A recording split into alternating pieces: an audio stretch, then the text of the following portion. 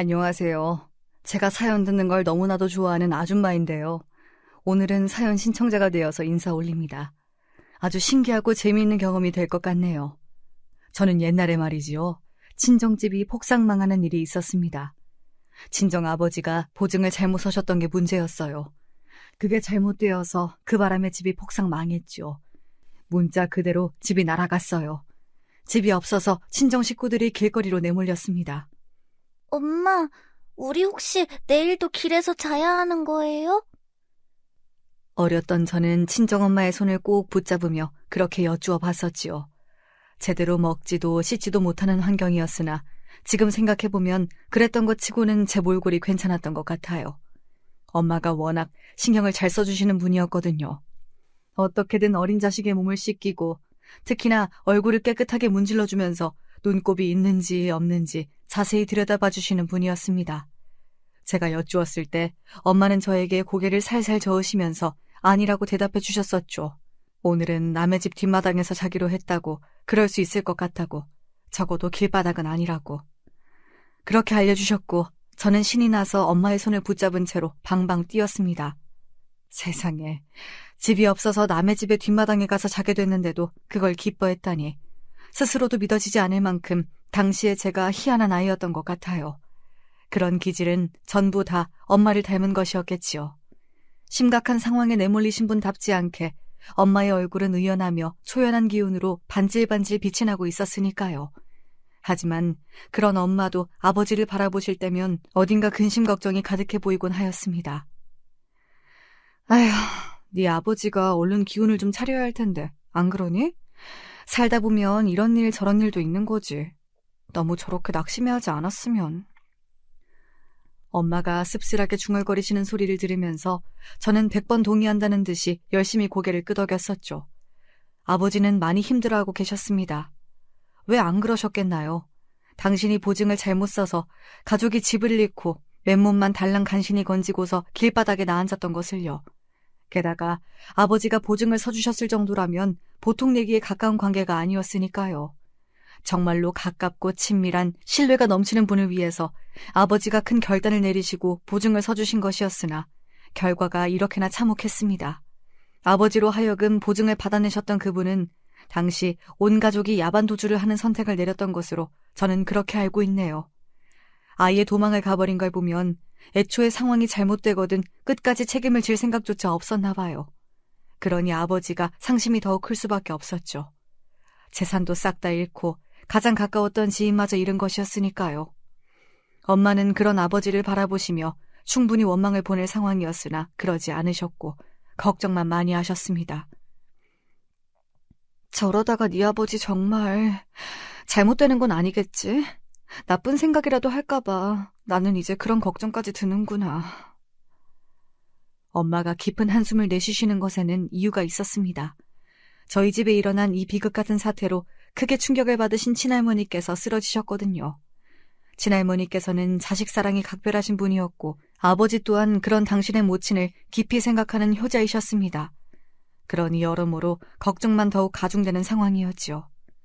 친가는 먼 시골이었습니다. 아버지는 5남매 중에서 5째, 막내이십니다. 막내이기 때문에 집안에서 아무래도 귀여움도 많이 받아오셨고요.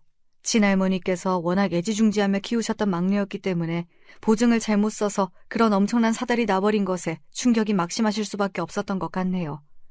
친할아버지는 아버지가 돌쟁이 아기였을 적에 돌아가셨고요. 건강하게 아무 사고 없이 무탈하게 잘 자라실 수 있었다면 좋았겠지만 아버지가 9살이셨을 때 큰일을 당하셨습니다. 이웃 주민이 농기구를 제대로 관리 못하는 바람에 벌어진 사고였다고 하는데요. 그때 아버지는 동갑내기의 동네 친구와 놀고 계시다가 봉변을 당하셨습니다. 더욱 크게 다쳤던 그 친구는 일주일 만에 세상을 뜨고 말았죠. 온 동네가 발칵 뒤집어진 일이었습니다. 다행히 간발의 차로 덜 다쳐서 목숨을 건질 수 있었던 아버지는 후유증으로 3년 넘게 많이 힘들어하셨고요. 이때도 사실 큰 병원에서 제대로 치료를 받았다면 좋았을 건데 그러지 못했다고, 그게 너무나도 두고두고 죄스럽고 미안하다고 하시면서 친할머니께서는 오래도록 자책하셨지요. 옛날에는 이런 게 참 슬프고 안타까웠던 것 같아요. 살다가 크게 다치고 아픈 순간이 와도 가난 때문에, 그리고 혹은 무지 때문에 적절한 치료를 제때 받지 못해서 병을 키우는 경우들이 왕왕 있었다고 하지요. 아버지는 당시에 치료를 제대로 받지 못하셨던 탓인지 사고 이후로 다리를 조금 절게 되었습니다. 저희 아버지가 미세하게 한쪽 다리를 절고 다니는 분이셨거든요. 그 점도 친할머니의 영원한 아픈 손가락이었겠지요. 다리가 그렇게 된 것이 점차 적응이 되어서 시간이 지날수록 아버지는 괜찮아지셨습니다.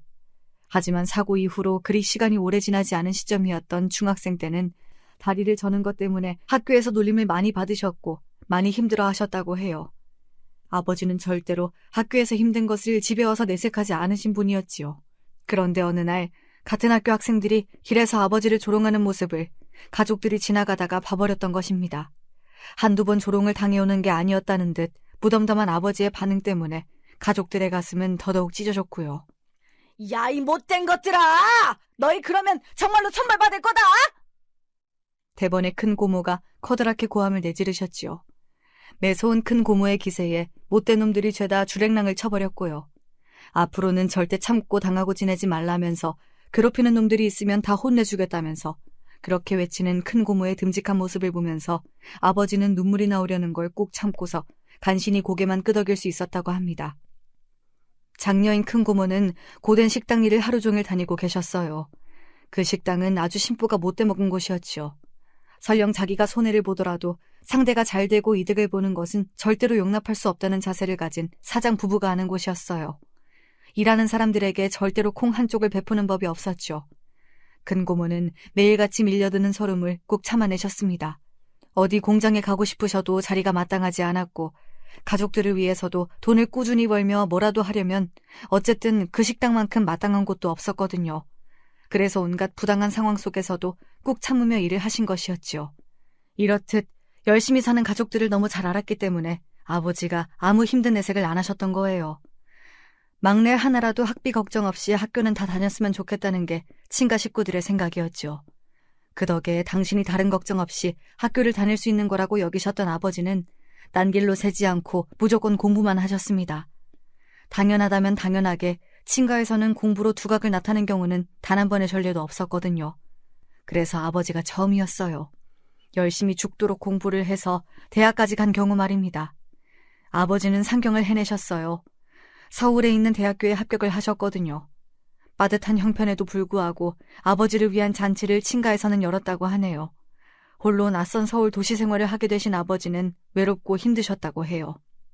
유독 심신이 지치고 고독한 지친 날이면 평소에는 잊고 지냈던 다리의 아픔이 이상하리 많이 밀려와서 잠도 설치셨다고 합니다. 다들 힘들게 지내고 있는데 그걸 뻔히 알면서도 내가 징징거릴 수야 없지. 버티자. 어떻게든 해보자. 아버지는 마음을 다잡으며 지내셨고 친할머니께서는 막내 아들 생각으로 매일같이 걱정 삼매경이셨습니다. 그러다가 농사일을 뒤로하시고 가끔씩 직접 서울까지 행차하셔서 아버지를 챙기고 어떻게 사는지 들여다보게 되셨고요. 그럴 때면 보자기 가득 먹을 반찬거리를 싸우셨다고 해요. 아버지가 기거하시는 작은 공간을 눈물 젖은 눈으로 바라보시다가 정리하고 치워주시는 것도 하셨고요. 애를 써서 서울까지 걸음을 하셨어요. 혹시나 아버지가 공부하고 지내는데 당신의 존재가 거슬릴까봐 잠은 딱 하룻밤만 주무시는 것이 친할머니의 원칙이었습니다. 이왕 오신 김에 하루만 더 계시지 않고요. 아유, 아니다. 우리 막내 건강하게 잘 있는 거 봤으면 됐지. 나는 이만 얼른 가봐야겠다. 나서시는 순간까지도 그 좁은 공간을 쓸고 닦고 그러시면서 먹을 것은 충분히 있는지 재차 확인을 하시던 그런 친할머니의 모습은 아버지의 눈앞에 오래도록 아른아른거리는 순간들로 남았습니다. 비록 멀리 떨어져 있으나 마음만은 언제나 함께이고 잘 통하는 그런 가족들이 있었기에 아버지가 그 시기를 다 버텨내셨다고 하더라고요. 아버지는 대학을 졸업하신 후에 직장도 서울에서 잡으셨습니다. 성실하게 직장 생활을 시작하신 뒤에는 평생의 짝꿍을 만나셨고요. 엄마는 서울과 멀지 않은 경기도에 오래된 골목들이 가득한 동네에서 태어나 자라신 분입니다. 겨울에는 저절로 이가 딱딱 부딪히고 발가락이 얼었나 싶어서 계속 만져보고 확인해야 하는 그런 집에서 유년 시절을 보내셨지요. 너무나도 어려운 형편이었어요. 그런데 정말 특이한 건 말입니다. 외가 분위기가 긍정적이고 낙천적이었다는 거예요. 집이 너무 가난해서 먹을 게 콩 한쪽밖에 없으면 슬프고 힘들지 않겠어요. 하지만 외가는 그 콩 한쪽을 나누어 먹는 것도 즐거움이라고 하면서 웃음을 잃지 않은 집안이었습니다. 엄마는 중학교 졸업도 못하신 분이에요. 일찍이 공장에 가셨기 때문입니다. 친가와는 다르게 외가는 거주지와 멀지 않은 곳에 공장들이 있었다고 하거든요. 엄마는 또래 친구들이 학교에 가는 모습을 보게 될 때면 씁쓸한 기분이 들기도 하였으나 그래도 항상 씩씩한 발걸음을 공장으로 돌리셨다고 합니다. 이런 길이 있으면 저런 길이 있는 법이지? 세상 사람 모두가 똑같은 길을 걸어갈 수는 없는 법이잖아? 형편 때문에 짧은 가방끈을 쥐고서 공장에 다니셨던 엄마의 10대 시절은 온통 일을 나가고 들어오고의 반복일 뿐이었습니다. 삭막하고 힘든 일상의 무한 반복이었으나 엄마는 그 안에서 즐거움을 찾으려고 하셨어요. 쉽게 낙심하지 않으셨고요. 당신만의 개성을 지니고 계신 분이기도 했습니다. 태어날 때부터 쭉 가난하게 살았고 단조롭고 피곤함이 가득해 보이는 그런 일상을 지내시는 분이었지만 희한하게 패션에 관심이 많으셨어요. 누가 안 입는다고 하면서 아직 멀쩡한 옷이라든지 아니면 천을 내놓는다고 하면 엄마가 그걸 무조건 가져오셨다고 합니다. 그걸 수선해서 당신만의 세상 하나뿐인 옷이며 가방이며 혹은 머리띠로 만들어서 활용을 해내셨어요. 수선하는 걸 특별히 배우신 것은 아니었고 여기저기서 겪는 줄로 보셨던 게 전부였는데 독학으로 하신 것이었고 타고난 손재주가 따라주셨어요. 그런 엄마를 보며 주변 사람들은 심심치 않게 이런 소리를 던졌습니다. 쟤는 암만 해도 서울로 가야겠네. 그러면 외할머니께서 발끈하는 반응을 보이셨고요. 서울은 뭐 아무나 가나? 가서 뭐라도 할 게 있는 사람이나 가지.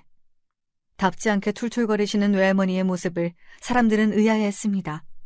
그러나 외할머니의 입장에서는 말 잘 듣고 착하고 어여쁜 딸이 멀리 서울로 가버리면 너무 섭섭하고 적적할까봐 괜히 덜컥 겁이 났던 것이지요. 서울로 보내더라도 돈을 쥐어 보내야 할 텐데 그런 여력도 전혀 안 되었고요. 그러던 어느 날 엄마의 나이 19에 영 좋지 못한 일이 발생하고 말았습니다.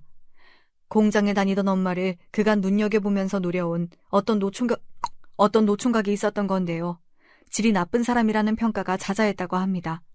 그 노총각은 엄마만 봤다 하면 시도 때도 없이 어느 순간부터 찝쩍거리기 시작했고요. 엄마는 무시로 일관하면서 아예 상대를 안 해주려고 하셨습니다. 아무런 여지를 안 주려고 하신 것이었죠. 그런데 거기서 깔끔하게 물러날 인물인 것 같았으면 평가가 진작 나쁠 일이 없었겠지요. 그 노총각이 어느 날 술을 진탕 마신 채로 일을 마치고 공장에서 나온 엄마의 손목을 마구잡이로 붙잡았던 것입니다. 네가 뭔데 자꾸 나를 무시해. 오늘은 네 뜻대로 안 될 거야. 엄마한테 행패를 부리면서 그 노총각이 막무가내로 손을 잡아 끌었습니다. 자기랑 같이 가자면서 소리를 질렀고요.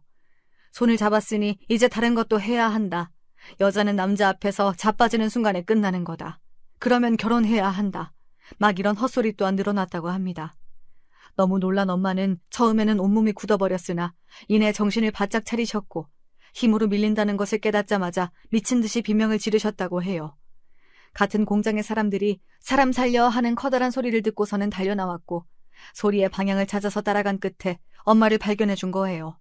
공장에서 나온 사람들은 대부분 여자였으나 머릿수가 절대적으로 다수였기 때문에 한꺼번에 난리를 쳐주었지요. 그러자 그 노총각은 혼비백산하여 주랭랑을 쳐버렸습니다.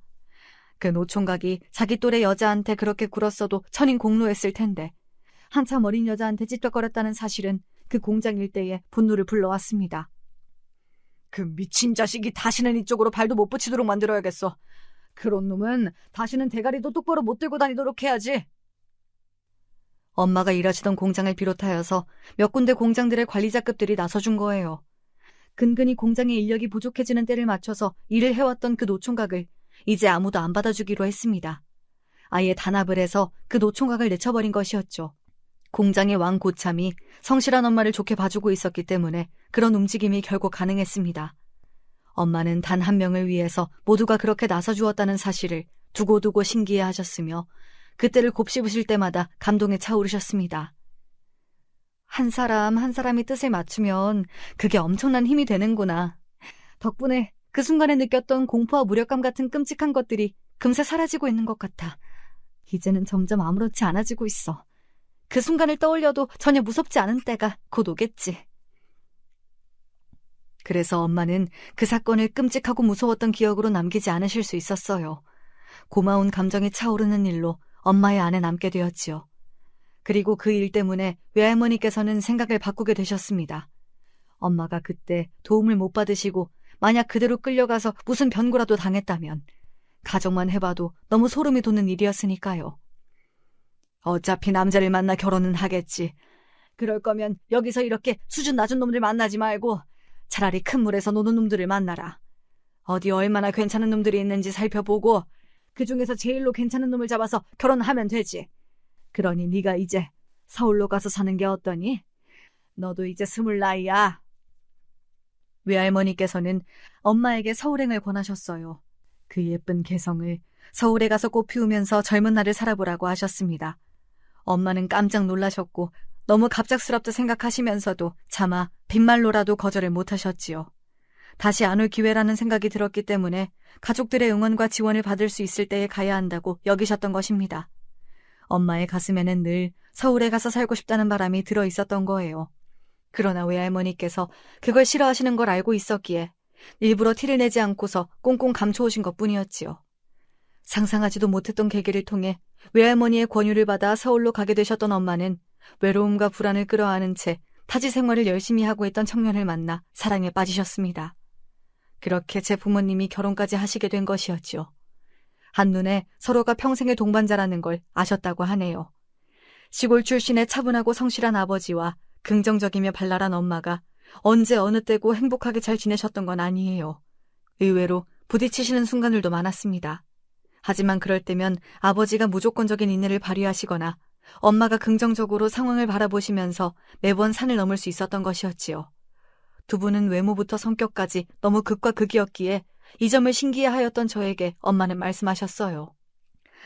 부부는 절대 서로 똑같은 사람을 안 만나. 그래서 맞추고 져주고 살아야 하는 거야. 상대는 내가 아니기 때문이야. 상대도 나처럼 생각하고 행동할 거라고 여겨서는 안 돼. 그래서 결혼 생활은 사랑보다 이해가 우선이 돼야 하는 거야. 나는 있잖아. 진정으로 상대를 사랑한다면 내가 지고 손해를 보더라도 무조건 이해를 해줘야 한다고 생각한단다? 그러면 결혼이라는 건 좋지 않은 것 같아요. 결혼해서 나한테 좋은 게 그러면 뭐예요? 아직 우리 딸이 알기에는 너무 어리지. 이 다음에 커서 결혼을 해보면 그때 알 수 있을 거야. 얼마나 서로가 잘 맞는지, 얼마나 이해가 필요한 사이인지. 그런 건 결혼해서 살아봐야 알 수 있는 것들이야. 그 이전에는 몰라. 엄마의 말씀을 납득하는 건 어려웠으나 그런 말씀을 해주실 수 있는 엄마가 아버지와 얼마나 보기 좋은 부부의 모습으로 살아가실 수 있는지는 어렵지 않게 머릿속으로 그리고 납득할 수 있었습니다. 그런 부모님을 둔 딸이었기에 저는 늘 가정 안에서 행복했습니다. 두 분 다 열심히 사셨어요. 앞만 보고 사셨고요. 서울의 뿌리를 조금씩 내려가며 성실하게 살던 나날이 끊긴 것은 아버지의 보증 때문이었지요. 보증을 잘못 서셨던 아버지 때문에 온 재산이, 집이 다 날아가 버렸습니다. 당장 갈 곳조차 없었습니다. 건진 물건도 몇 개 되지 않았어요. 엄마는 당연히 친가와 외가 양쪽에 도움을 청하고 기대해야 한다고 하셨습니다. 그러나 아버지는 거절하셨습니다. 절대로 그렇게 할 순 없다며 완강하게 구셨어요. 겨울도 아닌데 설마 길에서 잔다고 얼어 죽기야 하겠어? 그리고 하루 이틀 정도는 신세를 질 수 있는 집들이 많아. 괜찮아. 너무 걱정하지 마. 아버지의 고집스러운 외침 앞에서 엄마가 망연자실해 하셨습니다. 자식 생각은 안 하는 거냐고 엄마는 그렇게 따져 묻고 싶으셨다고 해요. 그러나 엄마는 아버지가 현재 자존심 때문에 차마 양가에게 의지를 하지 않으려고 하신다는 걸 눈치채셨습니다. 자존심과 미안함, 무력감, 그리고 자괴감 같은 게 아버지를 갉아먹고 있었던 거예요. 그래서 엄마는 아버지의 뜻대로 따라야 온전한 해결을 볼 수 있다고 판단을 하셨습니다. 아버지의 고집대로 따르신 거예요. 그리고 이 선택을 엄마는 물론 아버지도 후회를 하게 되셨습니다. 저희 집에 일어난 일 때문에 충격을 받아서 쓰러지셨던 친할머니의 건강 상태가 갑자기 확 나빠지면서 그만 돌아가셨던 거예요. 친할머니께서는 돌아가시기 전에 간신히 짧은 유언을 남기셨는데 그건 바로 미안하다, 애미가 못나서 라는 내용이었습니다. 그리고 그 유언이 향한 상대는 친정아버지일 거라고 친가에서 다 그렇게 생각을 하였어요. 저희 가족은 정신이 나간 채로 장례식장에 도착을 했고 큰 고모가 당장 친정아버지의 뺨을 치셨습니다. 너 제발 정신 차리고 똑바로 살아. 우리 집에서 서울까지 가서 대학 나온 건 너뿐이잖아. 네가 지금까지 쌓아온 모든 걸 잃은 기분이겠지. 그래, 잃기야 했지. 하지만 그런다고 인생이 끝이니? 너 이제 처자식 둔 몸이야. 너 이제 그렇게 살면 안 되는 거야. 네 인생은 지금부터라고 생각하면서 더 잘 살아보란 말이야. 우리가 도와줄게, 이 못난 녀석아.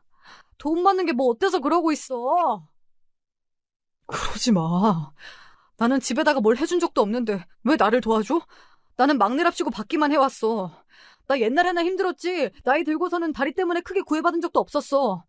나 불쌍하고 힘 없는 놈 아니니까 나 알아서 할 수 있어. 객기 부리지 마라, 이 녀석아. 네가 막내잖아. 우리 집 막내가 너니까 너는 누려도 되는 거야. 알았어? 큰 고모의 애정 가득한 호통 앞에서 아버지는 눈물을 떨구셨고 그때부터 마음을 고쳐 잡수셨어요.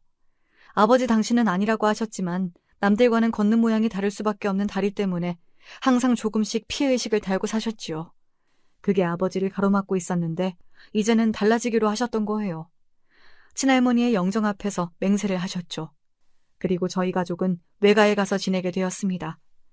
외할머니께서는 아버지를 탓하지 않으셨고 그저 묵묵히 공간을 내어주셨을 뿐이었어요. 그 모습을 보며 엄마는 빙근의 미소를 지으셨고요.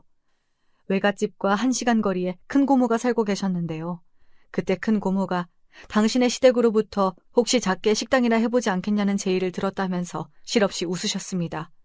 하지만 듣던 엄마의 표정은 진지했죠. 큰 고모에게 식당을 한번 해보시는 게 어떠냐며 적극적으로 권유를 하셨고요.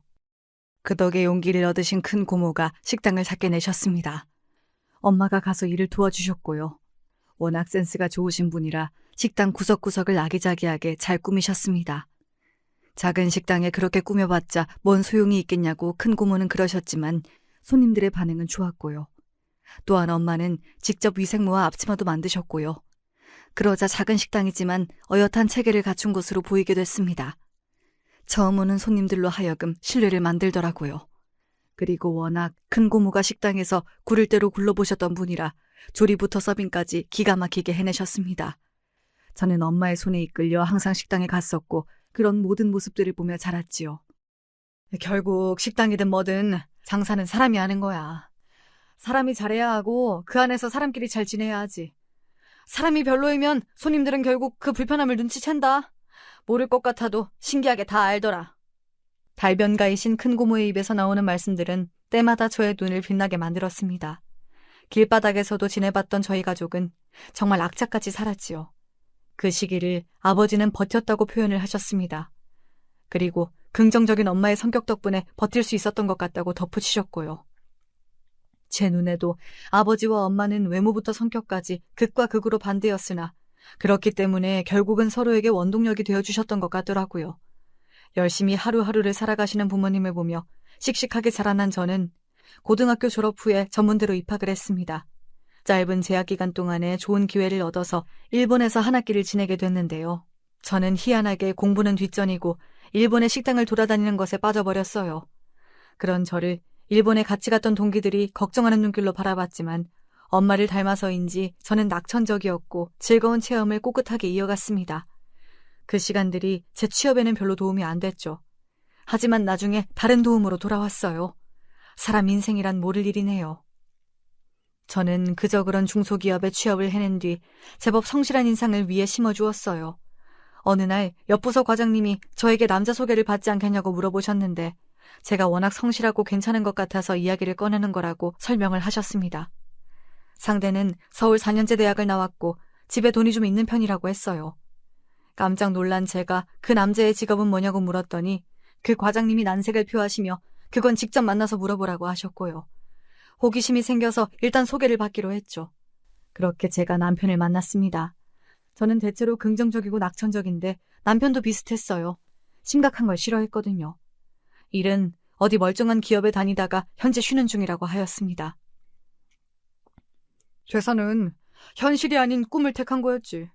나는 그리고 꿈을 현실로 만들고 싶어. 나만의 꿈이 가득한 길을 찾아보는 중이야. 언뜻 듣기에는 되게 멋있고 그럴싸한데 알맹이가 없는 남편의 이 발언을 당시에 저는 매력적으로 느꼈습니다. 제가 당시에는 생각하는 게 어렸던 듯 싶네요. 시아버지께서는 많이 편찮으신 상태였고요. 그래서 시어머니께서는 저와 남편이 빨리 결혼을 하기를 바라셨습니다. 남편의 누나인 시누이는 이미 결혼을 한 상태였는데 많이 먼 지역에서 살고 있었고요. 저는 남편과 처음 만난 때로부터 딱 11개월 만에 결혼식을 올렸습니다. 결혼을 빨리 안 할 이유가 없어서 그냥 후딱 해버린 것이었죠. 시아버지께서 편찮으시다는 시댁 쪽의 사정도 있었지만 제가 결혼하면 저희 부모님이 시골로 내려가 살고 싶어 하셨기에 더 지체 없이 굴었던 것도 있습니다. 시골이라 함은 다름 아닌 아버지의 고향인 제 친가였고요. 아예 내려가신다는 건 아니었고 몇 년만 그곳에서 살아보신다는 이야기였습니다. 당신의 아들이 얼른 결혼하기를 애타게 바라셨던 시아버지께서는 바람을 이루신 뒤에도 근심 걱정이 많아 보이셨습니다. 아들놈이 하도 변변치 않아서 내가 걱정이 되어서 맘 편히 죽을 수도 없네. 시아버지께서 툴툴거리실 때면 시어머니께서는 민망함에 헛기침을 하셨고 저희 부부는 입을 꼭 다무는 수순이었지요. 유구무원이었습니다. 남편은 그놈의 꿈을 찾는 여정이 대체 무엇인지 그걸 끝낼 기미가 안 보였습니다. 소신 있고 줏대 넘치는 남자가 아니라 허황되고 뜬구름 잡는 만년 백수 기질의 남자라는 사실을 결혼하고 나서야 저는 깨닫게 되었지요. 배우자가 생겼고 이제 결혼한 몸이 되었는데도 책임감 있게 그 이전과 달리 살 작정은 조금도 안 하고 그저 유유자적하게 하루하루 시간만 죽이는 남편의 모습을 보면서 저는 속으로 많이 놀랐습니다. 당신은 그러고 사는 게 아깝지도 않아? 시간이 아깝고 그 젊음이 아깝잖아. 진정한 적성을 찾아서 일을 해볼 거라면서 대체 그건 언제 찾을 건데? 나도 아무 생각 없이 지내는 건 아니야. 나도 머릿속으로는 항상 많은 생각을 하고 있어. 남편이 자존심 상한다는 듯 받아쳤지만 그뿐이었죠. 행동으로 보여주는 건 없었습니다. 저는 매일같이 성실하게 직장 생활을 하는 입장이었기 때문에 남편의 그런 면모를 더욱 이해할 수 없었던 것 같아요. 묵묵하게 일을 다니는 건 아버지의 기질을 물려받았죠. 긍정적으로 상황을 해석하고 최대한 상대를 온전히 존중해 주려고 하는 기질은 엄마에게서 받았고요. 아마 다른 여자였다면 결혼하자마자 남편하고 머리채 잡고 싸웠을 거예요. 답답해서요. 하지만 저는 남편에게도 자기만의 길이 있고 인생이 있을 거라고 생각해서 최대한 이해를 해보려고 한 것입니다. 가끔 속이 터지긴 했지만 제 일이나 잘하자는 생각으로 직장 생활을 계속했더니 그런 저를 시아버지께서 감명 깊게 보신 모양이었어요. 시댁은 3층짜리 작은 건물을 가지고 있었어요. 오래되고 아담한 상가 건물이요. 거기 1층에 자리가 나면 남편이 장사를 했으면 좋겠다고 하셨습니다. 물론 남편의 능력이 부족해 보이니 제가 옆에서 전적으로 돕는 그림이 필요했고요. 그 건물은 시댁의 유일하게 그럴싸한 재산이었으며 남편의 비빌 언덕이기도 했습니다. 집안에 그런 게 없었다면 멀쩡한 대학 나와서 다니던 직장 때려치우고 백수로 지낼 리가 없었지요. 집에 뭐라도 있으니까 믿는 구석이 있어서 그랬던 것입니다. 시아버지께서 말씀하신 1층 자리는 곱창집이었어요. 참고로 3층에는 오래 운영을 해온 기원이 있었는데요. 6년 전인가 어떤 할아버지가 기원을 나오시다가 계단에서 굴러서 중태를 입으셨던 사고가 있었다고 해요. 사고 이후 1년 정도가 지나서 결국 돌아가셨고요. 기원 사장님이 알고 보니 그 할아버지와 평소에 자주 다투셨다는 후문이 있었고 온갖 음모론이 돌았습니다. 그 기원은 사고 이후 2년 만에 문을 닫았고요. 시아버지께서는 그때부터 건물에 망조가 들었다고 보셨습니다. 뭘 해도 장사가 시원치 않았거든요. 1층은 원래부터 쭉 식당 자리였는데 곱창집이 들어서기 전에는 시어머니께서 장사를 하셨던 바 있습니다. 시누이가 일손을 도왔었다고 하네요.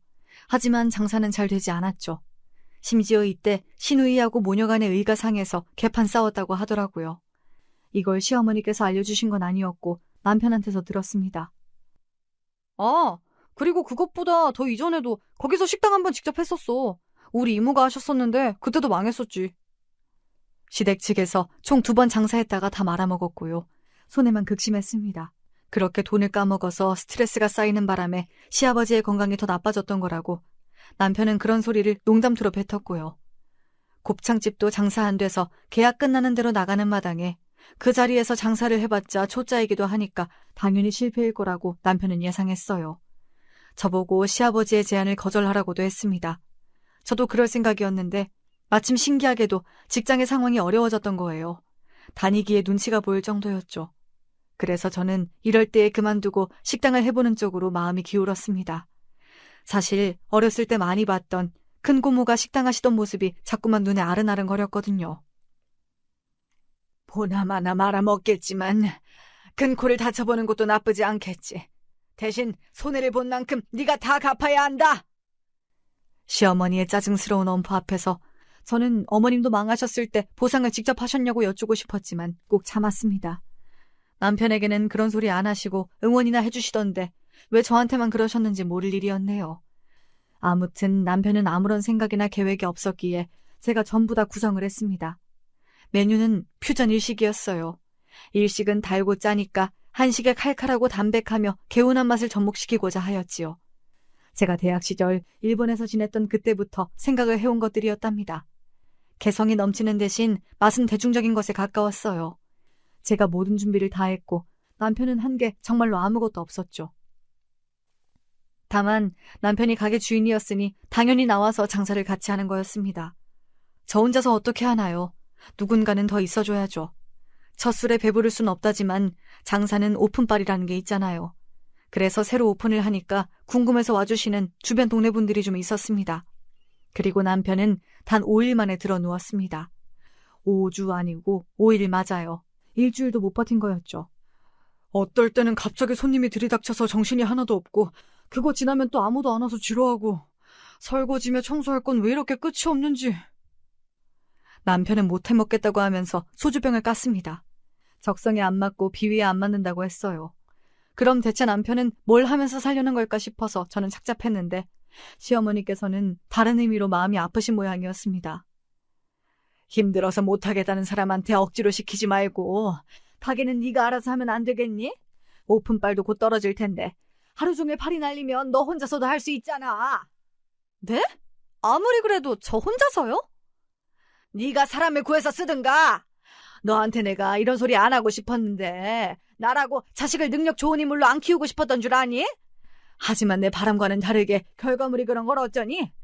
그나마 대학 좀 잘 간 거 그거 하나 인생에서 해냈다며 이제는 아무것도 안 하고 싶어하는 그런 아들내미를 둔 이 어미의 심정은 어떻겠니?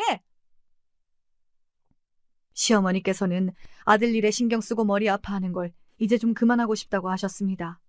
식당 일 때문에 남편이 앞으로 이러니 저러니 할 걸 생각만 해도 가슴이 답답하다고 하셨어요. 그러니 남편은 두고 제가 전적으로 알아서 식당을 좀 운영을 해줬으면 좋겠다고 그러셨습니다. 어차피 망할 거라고 보지만 그래도 혹시나 성공을 해낸다면 저를 업고 다니겠다고 하셨고요. 저는 남편이 제가 알게 된 것보다도 더욱 한량스러운 남자라는 것에 충격을 받았으나 특유의 긍정적인 성격을 발휘해보기로 하였습니다. 이왕 이렇게 된 거 제 뜻대로 어디 한번 다 해보겠다는 뜻이었지요. 전에 하시던 식당은 다른 사람에게 넘기신 지 오래이고 이제는 쉬고 계셨던 큰 고모에게 연락을 드려서 본격적인 자문을 구했습니다. 엄마에게도 연락을 드려서 얻을 수 있는 조언을 구했고요. 그리고 며칠 뒤 엄마는 손수 만드신 테이블볼을 보내주셨습니다. 정말 독특하고 예뻤어요. 테이블마다 그 천을 깔았을 뿐인데 매장 내부가 완전히 달라 보이더군요. 세상에 거추장스러워라. 식당에 들러보셨던 시어머니께서는 기겁을 하셨으나 저는 무시하고 그대로 진행했고요. 이건 탁월한 선택이었습니다. 독특한 테이블보 때문에 젊은 사람들 사이에서 반응이 확 오기 시작했던 거예요. 왜냐하면 젊은 손님들은 맛뿐만 아니라 시각적인 것도 중요시했거든요. 테이블보 덕분에 음식 사진이 개성 넘치고 예쁘게 나오는 식당으로 인터넷에서 홍보가 되기 시작했습니다. 퓨전 일식이 남녀노소 모두 쉽게 도전해볼 수 있는 메뉴였기에 계속해서 새로운 손님들이 식당을 찾아주게 되셨어요. 그러다 보니 어느새 식당이 타 지역에서도 찾아주는 맛집이 되어 있었고 함께 일하는 직원들도 많이 생겨 있었지요. 바쁘고 고되었지만 그 안에서 보람을 찾으며 이게 바로 제 적성이자 꿈이라고 생각했습니다. 그렇게 연 매출 30억 정도까지 나오는 대박 식당이 되었는데 정작 결혼 생활은 파탄의 길로 가고 있었습니다. 정반대였죠. 말로 설명할 순 없으나 미묘하게 남편에게서 바람이 난 것 같다는 느낌을 받고 있었습니다. 제가 의심하는 눈초리를 보내자 남편은 억울하고 황당하다며 펄쩍 뛰었고요. 그러던 어느 날 시어머니께서 저에게 그러시더군요. 이만 이혼하라고요. 둘이 안 맞는 것 같으니 이쯤에서 끝내라고 하셨습니다. 식당 일도 이제 다 내려놓으라고 하셨습니다. 원래 우리 아들 거잖아. 너는 바지 사장 같은 거였고. 이제는 제자리로 돌아가야지. 그 말씀을 듣자마자 제 머릿속에서 떠오른 건 토사구팽이었어요. 백수가 체질인 남편의 목까지 열심히 쉬지 않고 달린 대가가 고작 이것이었습니다. 그럼 저한테 재산 주세요. 식당이 이렇게 잘 된 건 전부 제 덕이잖아요. 어머님도 인정하시죠? 뭔 인정?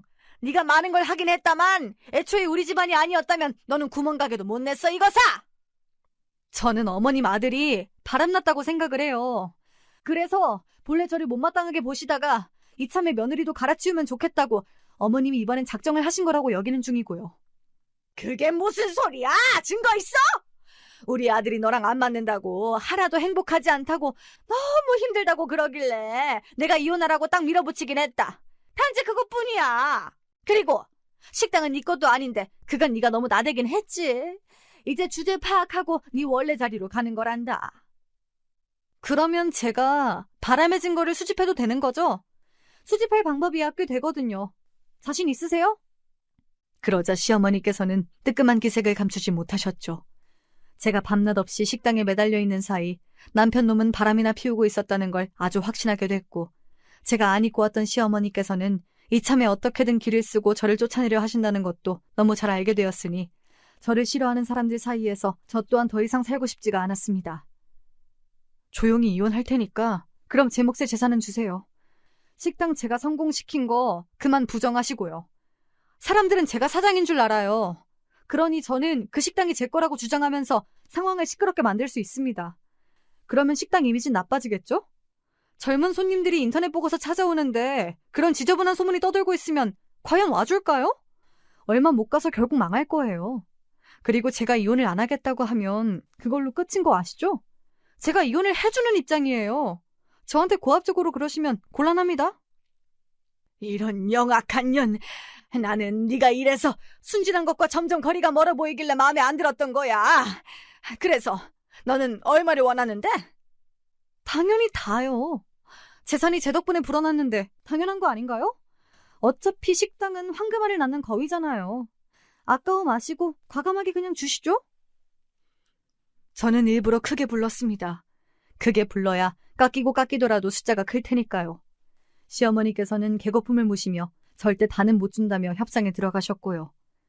저와 살면서 힘들었고 괴로웠다는 말을 하면서 눈물을 보인 남편 역시도 결국은 숫자를 깎는 게 목적이었습니다. 백수 한량 주제에 그간 뭐가 그렇게 힘들고 괴로웠을까요? 이런 남자와 망설임 없이 결혼했던 과거에 제가 한심했네요. 저는 100%는 아니지만 70%가량의 재산을 가져왔고요. 이혼 도장 찍었습니다. 결혼 생활의 마무리는 식당에서 사라지는 것과 같은 이야기였죠. 그리고 저는 자존심 같은 거 다 접고 용기를 내어서 함께 일하는 사람들을 전부 불러 모아서 제 상황을 다 털어놓았습니다. 근 고모의 애정어린 호통을 들으시고 정신을 차리신 뒤 유연한 태도로 살게 되셨던 아버지를 떠올리지 못했다면 저는 이렇듯 엄청난 발언을 뱉지 못했을 거예요. 염치 없고 너무 민망한 부탁이지만 혹시 저를 따라서 그만둬 주실 분이 계실까요? 날짜는 아직 확실하지 않으나 저는 제 가게를 열기로 마음먹은 상태이고요. 그리고 오래 걸리진 않을 거예요. 여길 그만두고 제 가게로 오실 분이 계신다면 저는 환영입니다. 제가 해드릴 수 있는 최고의 대우를 해드릴게요. 그리고 놀랍게도 홀 매니저가 손을 들었습니다. 저를 따라오겠다는 것이었어요. 그러자 다른 직원들도 전부 손을 들기 시작했어요. 당연하죠. 저희한테 사장님은 한 분뿐이세요. 그간 얼마나 잘해주셨는데 저희도 의리 지킬 줄 압니다. 먼 곳에 가게를 내셔도 거기까지 따라갈게요. 사장님이 처음부터 잘나고 풍족했던 게 아니라 길바닥에서 지내보신 적도 있었고 이렇게 장사가 잘 돼도 시댁의 배만 불러주고 계신다는 걸 저희가 알게 됐을 때부터 사장님한테 충성하는 마음이었어요. 심지어 직원 말고 아르바이트로 일하셨던 한 분 역시 동참을 하셨습니다. 감동의 눈물이 흘렀고 사람이 모이고 모이면 큰 힘을 발휘해서 위기를 넘길 수 있다던 엄마의 말씀이 떠올랐습니다. 그래서 후련하고 벅찬 심정으로 이혼을 할 수 있었고요. 시어머니와 남편이 기세등등하게 식당으로 출근을 했습니다. 아시는지 모르겠지만 우리 며느리가 안 좋은 일로 떠나게 돼서요. 이제부터 저희 아들이 진두지휘를 좀 하겠습니다. 원래 이쪽이 사장이잖아요. 시어머니의 기쁜 외침 앞에서 직원들의 호응은 미미하기만 했습니다. 짜증이 나신 시어머니께서는 남편과 속닥거리셨죠. 우리가 여기 일을 하나부터 열까지 다 꿰는 순간 저것들의 기선제압에 들어가고 자를 건 좀 자르고 그래야겠어. 네, 엄마. 저는 감투 쓰는 건 좋은데 직접 일하는 건 아무래도 안 맞아서요. 그 사람 보고 당장 내일부터 나오라고 할게요. 그래라. 네 옆에 딱 앉히면 의심의 눈초리들이 날아올 테니 새로 뽑은 직원인 것처럼 꾸미면 좋겠구나. 그런 두 사람의 작당 모의를 직원들은 조용히 엿들었습니다. 아니나 다를까 남편은 바람이 났던 게 맞았어요. 상간녀가 뻔뻔하게 식당의 얼굴을 들이밀었고요. 이미 상황 파악 끝낸 직원들은 그 상간녀에게 절대 일을 안 알려주고 따돌렸습니다. 근데 사장님한테 여자가 그렇게 많다면서? 사실일까? 바람나서 이혼당하시고도 정신 못 차리셨나 봐. 지금도 양다리인 것 같던데? 그리고 괜히 그 상간녀가 들으랍시고 그런 소리를 흘리고 다녔죠. 당연히 상간녀는 남편을 의심하게 돼서 점점 머리 꼭지가 돌았고요. 시어머니께서는 식당 같은 걸 하실 인물이 못 되셨습니다. 재료를 아끼느라 난리이셨거든요. 그리고 직원들이 식사 시간을 가질 때에도 왜 그렇게 많이 먹냐면서 눈치를 주고 타박을 주셨습니다. 남편은 완전히 허수아비였고요. 직원들은 상간녀 핑계를 대면서 싹 다 일을 그만뒀습니다. 미꾸라지가 물을 흐려서 일을 갖지 못하겠다는 이유를 댄 뒤 시어머니와 남편이 잡을 새도 없이 전부 떠나버렸어요. 그렇게 식당의 성공 가도를 함께 달려왔던 주축들이 전부 사라지게 되었죠. 이게 어떻게 된 거야? 하루아침에 다들 동시에 그만둬? 알바까지? 자기들끼리 아예 짜고서 일을 벌였구만. 시어머니께서는 괘씸하고 얄밉다며 화를 내시다가도 이제 자기들끼리 잘해보면 그만이라고 여기셨습니다. 그러나 장사라는 게 그렇게 되나요? 야박한 시어머니의 손끝에서 돌아가는 식당 일은 잘 될 리가 없었고 남편은 손가락 하나 까딱하지 않았으며 상간녀의 눈치만 보고 비위만 맞추기에 급급했습니다. 남편에 대한 신뢰를 잃고서 태도가 차가워졌던 상간녀는 결국 급여를 가불로 달라느니 하는 요구를 해대며 1,000만 원을 뜯어간 뒤 잠적해버렸습니다. 정신 나갔어? 멀쩡히 일 잘하는 며느리 내쫓고서 자기들끼리 해볼 수 있다고 헛된 망상을 하더니 내가 이럴 줄 알았다. 다 그만둬. 다 때려쳐. 꼴도 보기 싫으니까. 안 좋게 바뀐 걸 귀신같이 알아차린 손님들은 발길을 끊기 시작했고 인터넷에서도 혹평이 쏟아지면서 식당은 금세 파리만 날리게 되었습니다. 시아버지께서 분노하신 건 당연한 수순이었습니다. 계륵 같았던 그 건물을 아예 팔아버리셨어요. 저기, 아버지? 그러면 저한테 올 재산은요? 그건 어떻게 되는 거예요? 네? 현금으로 갖고 계실 건가요? 당황한 남편이 외쳤으나 시아버지께서는 묵묵부답이었다고 하셨습니다. 남편이 좌절했고 시어머니께서는 뒷목 잡고 쓰러지셨어요. 원래 건강이 안 좋으셨던 시아버지를 단숨에 따라잡으시더군요. 편마비가 와서 일상생활이 완전히 무너졌습니다. 괜히 욕심을 부리다가 이렇게 되었다며 지독한 후회를 하셨고요. 내가 진짜 뭐에 홀렸었나? 내가 왜 그랬지? 일 잘하는 와이프한테 자격지심이나 느끼면서 바람을 피울 게 아니라 떠받들면서 지내기만 했어도 지금쯤 떵떵거리면서 지내고 있었을 텐데 나는 그냥 집에서 쉬면서도 걱정 없이 살 수 있었을 텐데 내가 도대체 왜 그랬을까? 후회에 빠진 건 남편도 마찬가지였습니다. 지나고 난 일을 되돌릴 순 없었죠. 제가 새로 차린 아담한 식당에 찾아와서 남편이 눈물로 용서를 빌었으나 저는 거들떠보지도 않았습니다. 여지를 주고 싶지도 않아서 남편이 울면서 무슨 말을 떠들든 그냥 무심하게 딴 곳이나 바라보고 있었네요. 그런 남편의 모습을 직원들이 혀를 끌끌 차며 바라봤고요. 가게 규모는 작았으나 함께 일했던 분들을 저는 다시 불러 모은 뒤였습니다. 의리에는 의리로 보답을 할 차례였으니까요. 제 이름으로 제가 차린 식당은 금세 잘 되기 시작했고 친정 부모님이 무척이나 행복해 하셨습니다. 이혼하면서 챙겼던 몫은 새로 식당을 차리는 데 들어간 비용을 제외하면 모두 가족들을 위해 저는 베푼 뒤였어요. 그래야 더 앞으로 열심히 나아갈 수 있을 거란 짐작이 들었거든요. 엄마는 손재주이며 센스가 워낙 좋으셔서 그걸 살려서 수제로 만든 작은 소품들을 파는 가게를 내셨고 그곳은 동네 사랑방 역할을 하게 되면서 즐겁게 일상을 보내게 되셨습니다. 저는 제가 차린 식당이 잘 된 이후 과감하게 2호점을 내었고 큰 고모로부터 뼈가 되고 살이 되는 조언도 이때 많이 받았었죠. 그래서인지 2호점이 처음부터 더 잘 됐어요. 저와 하나부터 10까지 다 다르지만 그럼에도 정말 잘 맞는 남자를 만나게 돼서 일과 사랑 모두 바쁘게 하면서 살고 있답니다.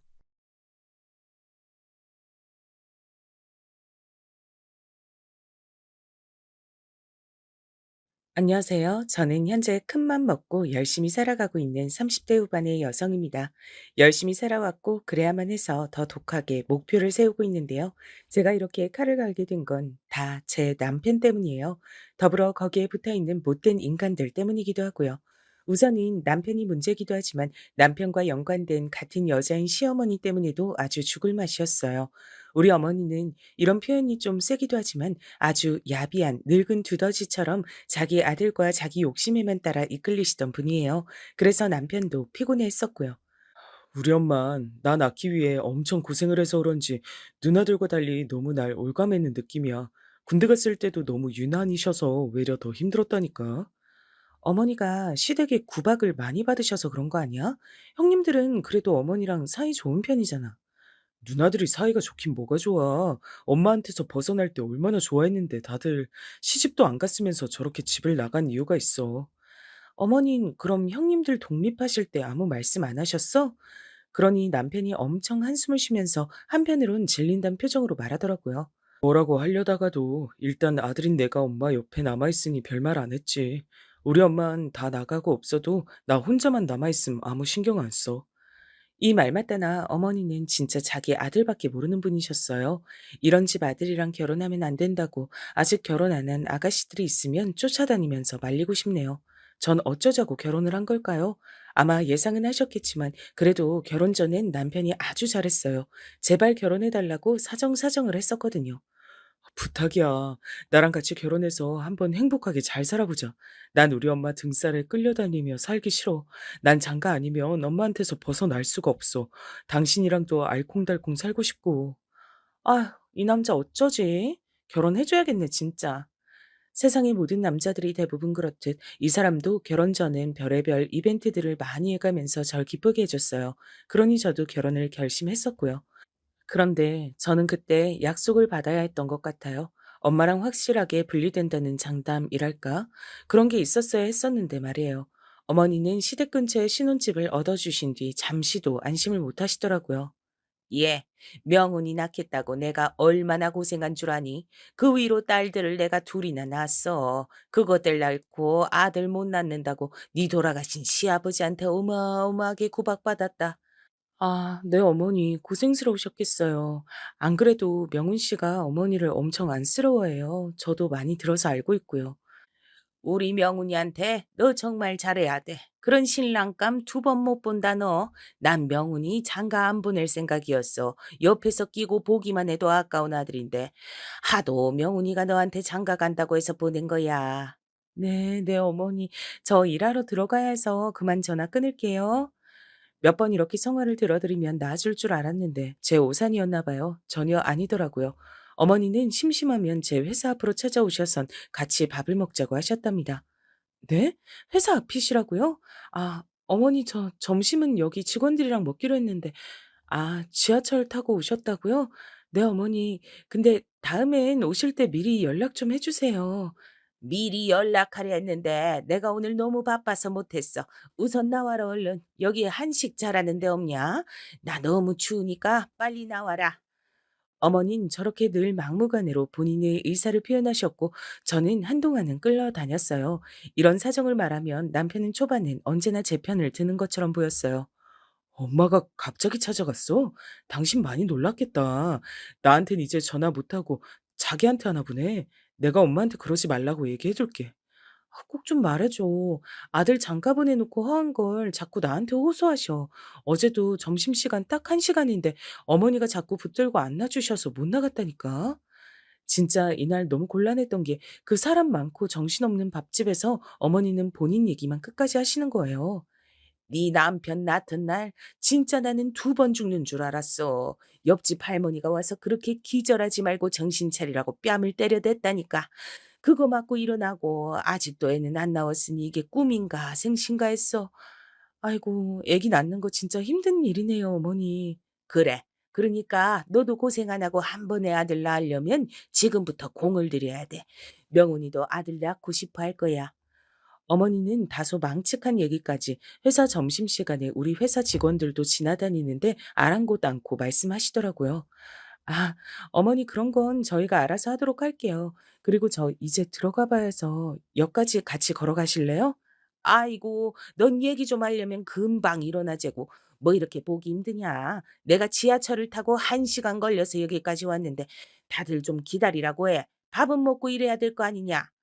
아, 저는 밥을 다 먹었는데 지금도 늦어서 들어가 봐야 돼요, 어머니. 그런데 어머닌 이때 들어가시는 내내 삐지셔서 말도 안 하고 지하철역 앞에서도 제 인사도 안 받고 들어가 버리셨어요. 그리고 여지없이 다음 날도 저한테 전화하셔선 회사 앞이라고 하시고 진짜 못 견디겠더라고요.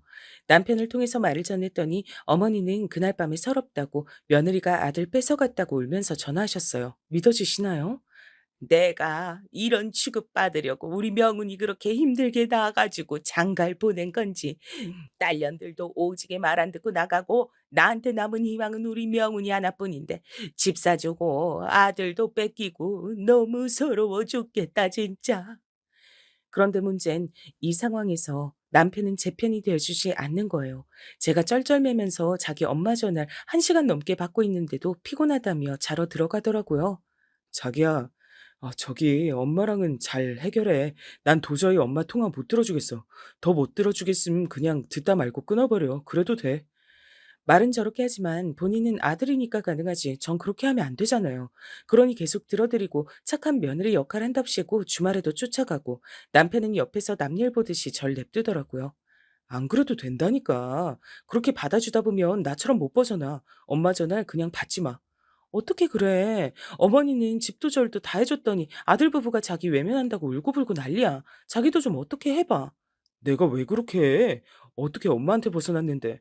그냥 나랑 똑같이 엄마 연락 받지 마. 난 엄마가 징징거려도 그냥 무시한다니까. 이 말은 제가 남편 말을 들었어야 했는데 이 말을 무시하고 넘겼다가 사사건건 자잘하게 간섭을 받게 됐지 뭐예요. 게다가 어머니는 결혼한 지 1년도 안 된 저에게 계속해서 아기 얘기를 하시더라고요. 이 부분을 친구에게 상담했는데 대부분 아주 부정적이었어요. 심지어 이런 말까지 하는 친구가 있었답니다. 내가 결혼을 안 해봐서 하는 소리인 것 같기도 한데 니네 시어머니 정말 별론 것 같아. 내 주변에 결혼한 친구들 보면 그런 시어머니 만난 애들은 평생 그러고 살든지 아님 중간치 정신 차리고 갈 길 가더라. 뭔 말인지 알아? 정신을 어떻게 차린다는 거야? 시어머니가 저렇게 붙들고 안 놔주는데. 아고, 너 그런 식으로밖에 생각을 확장 못하면 답이 없다. 솔직히 네가 시어머니 말을 들어줘야 하는 법이라도 있어? 그냥 적당히 무시하고 울고불고 하든지 냅두라고. 네 남편도 그러라고 하잖아. 남편이 막아주던지 안 막아주면 너라도 선 그어야지. 그래서 안 되면 그래도 안 될 것 같은데? 그럼 어떻게 해야 되는데? 내가 남의 일이라고 쉽게 말하는 건 아니고 정말 진지하게 음. 이혼하는 게 맞을 것 같아. 나라면 그런 시어머니랑 매일 마주보고 못 살아. 숨 막혀서. 친구가 이때 꺼낸 이혼이란 단어는 저에게 너무 낯설고 무겁게 들렸어요. 나, 나는 이혼 못해. 이혼할 수 없어. 지금 환경이 바뀌는 것도 싫고, 우리 엄마 아빠도 어릴 때 이혼하셔서 나 평생 힘들게 살았어. 그게 아이한테 얼마나 큰 죄인지 알아?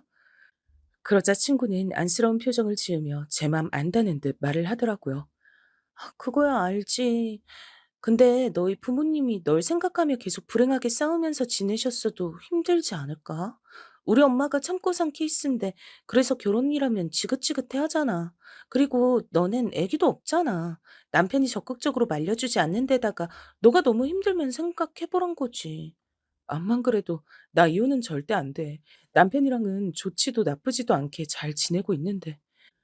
그러니 친구는 더 말을 꺼내지 않았고 저도 그렇게 마무리를 했어요. 헌데 이후로 이어지는 어머니와의 관계에서 저는 점점 지쳐갔고 남일인 양 슬쩍 빠지는 남편 모습에 많이 실망스러웠답니다.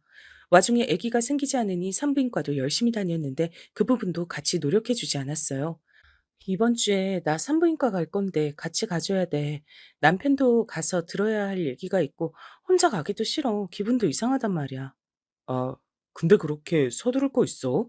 우리 아직 둘 다 30대잖아. 주변에 형들 보니까 40대 넘어서도 애기들 잘 망갔던데. 그냥 우리 둘끼리 신혼 즐기면 되잖아. 내가 그러기 싫어서 그러는 거야? 여자는 일정 시기 넘으면 애기 잘 생기지도 않고 지키기도 힘들어. 당신도 안전한 거 아니야. 더 있으면 애기 갖고 싶어도 못 갖는다고. 저도 많이 날카로워져서 이렇게 항의했으나 남편은 제 맘 같지 않더라고요. 난 아직 안 가고 싶어. 나도 그런 데 가서 검사 받는 거 불쾌하고 기분 이상해. 정신경 쓰이면 자긴 다녀와. 그렇게 급할 거 없다니까. 생각보다 남편은 너무 관심이 없어 보였고 저도 점점 이 결혼 생활에 대해 의문이 생기더라고요. 왜 나만 남편을 사랑하는 것 같고 왜 나만 여러 가지 문제에 노력해야 되는 걸까요? 시어머니 문제도 임신 출산 문제도 전혀 호의적이지 않았어요. 그런데 이럴 때 이혼을 저도 모르게 떠올려 보면 남편은 그걸 눈치챈 건지 아주 기막힌 타이밍으로 잘해줬어요. 짜잔. 우리 오늘은 호텔 레스토랑 가서 분위기 좋게 식사도 하고 근처 백화점도 쇼핑하고 기분 내고 오자. 아휴, 평소에 잘해. 갑자기 이렇게 한 번에 카드 결제하듯이 다 몰아서 끝내려고 하지 말고. 정말이지 남편은 얼마간 절 서운하게 했다가 다시 저렇게 확 기력을 쏟아서 잘해준다던가 그런 강약 조절이 탁월한 사람이었어요. 부탁하지도 않은 선물들을 훅훅 안겨줄 때가 있었거든요. 그리고 이 무렵 땐 저도 너무 힘들고 지쳐서 어머니 연락을 안 받다시피 하고 있었고요. 어머니로부터 장문의 문자는 매일같이 오고 있었어요. 제가 대답을 안 해서 그렇지. 근데 이때 남편이 가방을 하나 사주면서 이렇게 말하는 거예요. 내가 표현을 못했지만 그래도 고마워. 우리 엄마 성화 다 받아줘서. 내가 봐도 우리 엄마 장난 아니거든. 누나들도 못하는 걸 자기가 받아주니까 얼마나 황송한지 몰라. 이 말을 들으니 전 또 마음이 약해져서 눈물을 흘리고 바보같이 어머니 연락을 또 받아들이고 그런 악순환을 살게 됐어요. 그리고 이제 저에게 불행이란 녀석이 아주 슬슬 스며들기 시작했어요. 네가 얼마나 선택을 잘못했는지 알기나 하냐는 듯 그렇게 쓱쓱 모습을 드러내더군요. 본래 제 남편은 신혼 초부터 엄청 자유로운 영혼처럼 다니긴 했었어요. 이번에도 야근이 있어서 늦을 것 같아.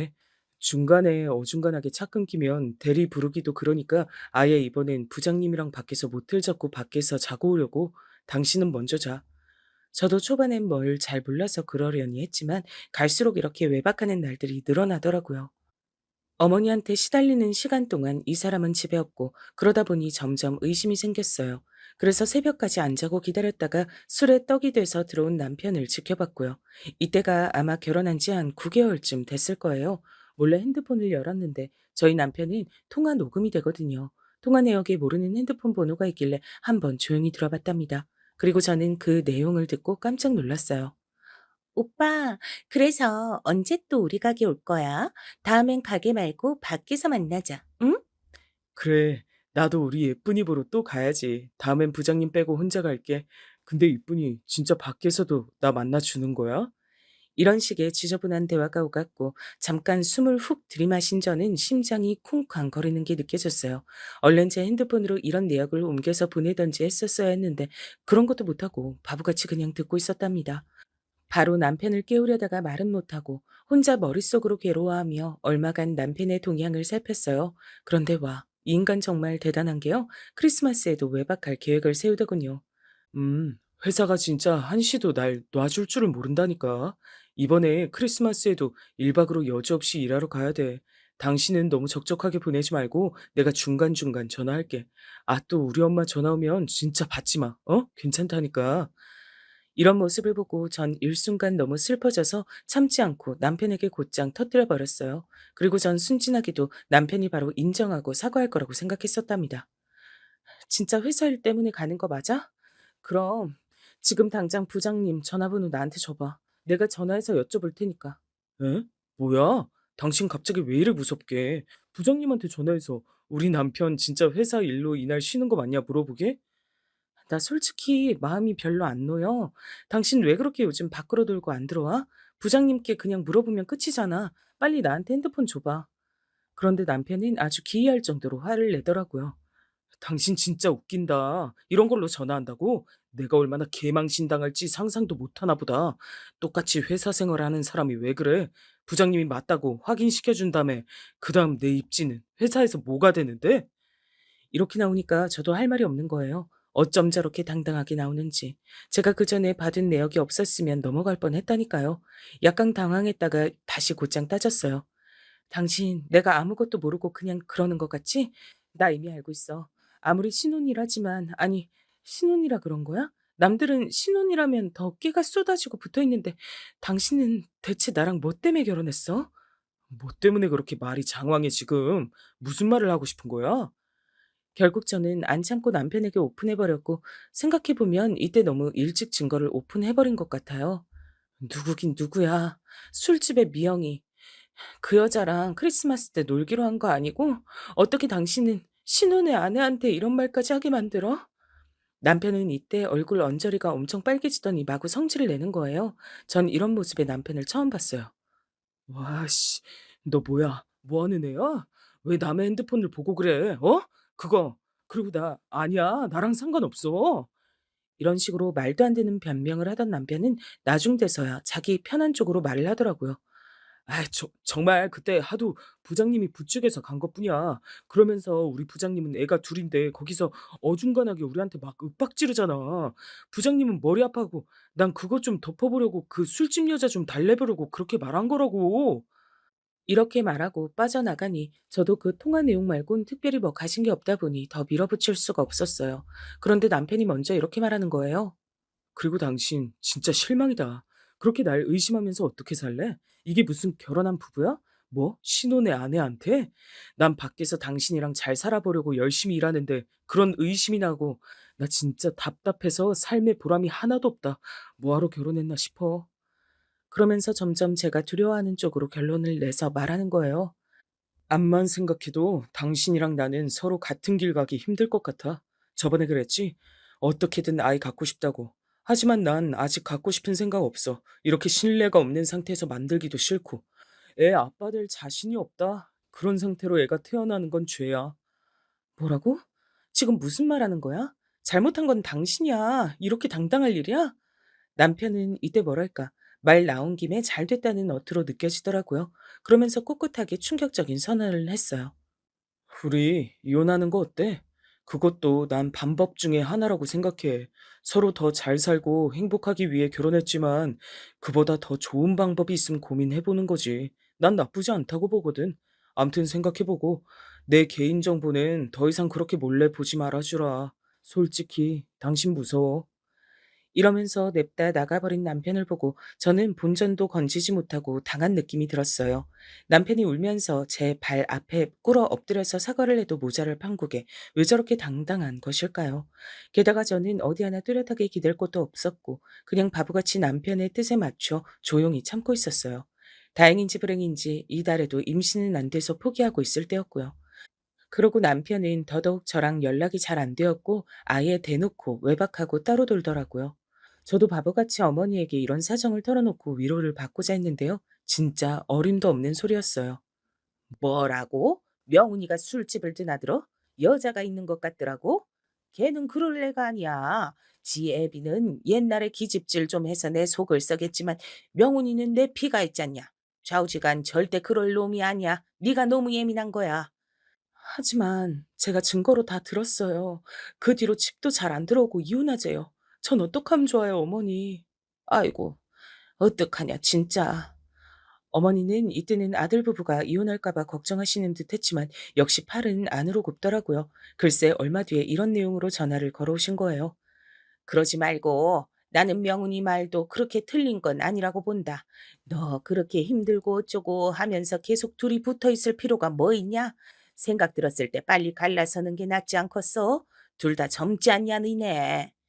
그게 무슨 말씀이세요, 어머니? 왜 갑자기 어머니까지 이러세요? 그런데 어머니는 우물쭈물하다가 전화를 끊어버렸고요. 저는 며칠이 지나서 드디어 그 이유를 알게 됐어요. 절대 몰랐으면 좋았을 그 술집에 다니는 정미영이란 여자애, 저보다 11살 어린애였는데요. 걔가 글쎄 저한테 직접 연락을 해왔지 뭐예요. 안녕하세요. 저 좀 만나 뵙고 싶은데 언제 시간 되실까요? 오빠 대신 제가 드릴 말씀이 좀 있어서요. 세상에. 집을 비우다시피 해서 거의 얼굴 볼 일이 없는 남편 대신 상간녀 입장인 저 기집애가 저한테 먼저 연락을 하다니요. 저는 이 연락을 받았을 무렵부터 내가 뭘 그렇게 잘못 살았나 싶더라고요. 안 그래도 이 무렵에 남편은 소소하게 사고를 쳐서 집으로 연락이 오던 와중에 정작 본인이랑은 볼 수 없어서 저만 속 터지고 있을 때였어요. 그런데 상간녀가 알아서 우리 집으로 찾아오다니요. 우선 저는 밖에서 보도록 했고 여기저기 커뮤니티에서 이런 사례들을 알아보고 갔어요. 만나보니 아주 발랑 까진 여자애더군요. 오빠가 저 가게 그만두는 거 도와줬고 저한텐 진짜 큰 은인이에요. 그리고 오빠가 저랑 애기도 갖고 싶어하고 결혼하고 싶대요.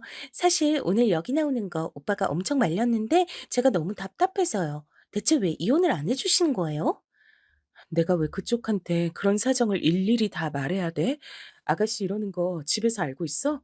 어린 나이에 이상한 데서 일하고 유부남 잡아서 이러고 있는 거 집에서 다 아냐고. 어머, 그렇게 저한테 말 함부로 하시면 안 돼요. 오빠 지금 올 텐데. 더 비참한 꼴 당하고 싶으세요? 이 말이 떨어지기 무섭게 남편은 그 자리에 나타나서 저랑 한번 어색하게 눈맞춤을 하더니 곧장 그 여자의 옆에 가서 앉는 거예요. 그러니 이 기집애는 아주 의기양양하게 절 아래로 깔아보면서 씩 웃더군요.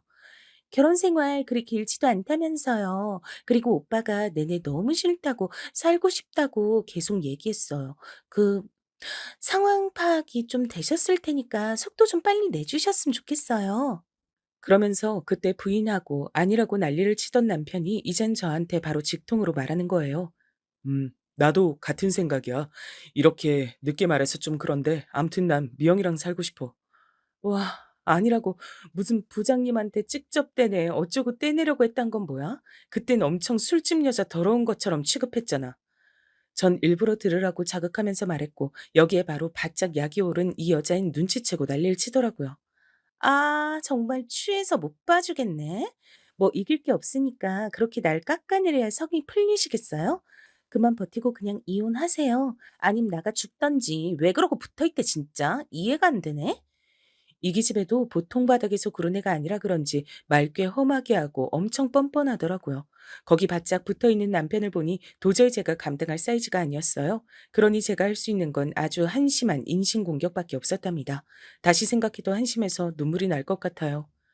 어디서 굴러먹던 게, 넌 이 사람이랑 결혼하면 천년만년 살 것 같아? 나도 그럴 줄 알고 결혼한 거야. 너 웃기지 마, 진짜. 나이도 어린 게 겁나지도 않아?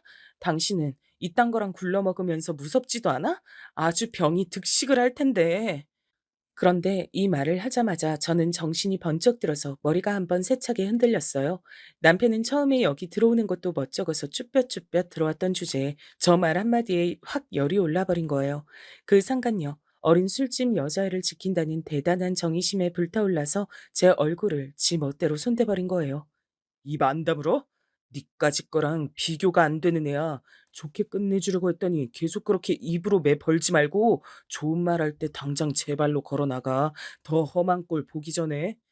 이 상황만 보면 누가 보면 제가 무슨 평온히 잘 지내는 커플 돈이라도 떼먹고 사기치는 여자 같지 않나요? 정작 신혼 초부터 허세 들려서 여기저기 비덮고 다니고 있던 남편에 대해 이제서 알게 된 건 저인데 말이에요. 하지만 여기서 이 불나비 같은 것들한테 뭔가 더 말해봐야 아무 소용도 없겠더라고요. 남편은 제가 그 여자에게 더 뭐라고 하거나 손댈까봐 신경이 쓰였는지 바로 일으켜 세워서 안고 나가지 뭐예요. 저만 비참하게 남아서 그 카페 안에 남아있던 많은 이들의 눈짓을 받았죠. 그리고 전 일어나 터벅터벅 걸어나가면서 친정 아빠에게 전화를 걸었답니다. 아빠, 나 결혼이 재미가 없다. 이혼하고 싶은데 이혼해도 될까?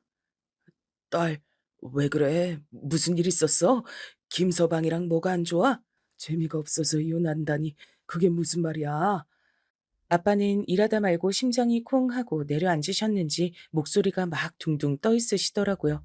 그런 모습을 보니 평소에 아빠의 허둥지둥한 모습들이 상상되어 저는 억지로 울음을 삼켰어요.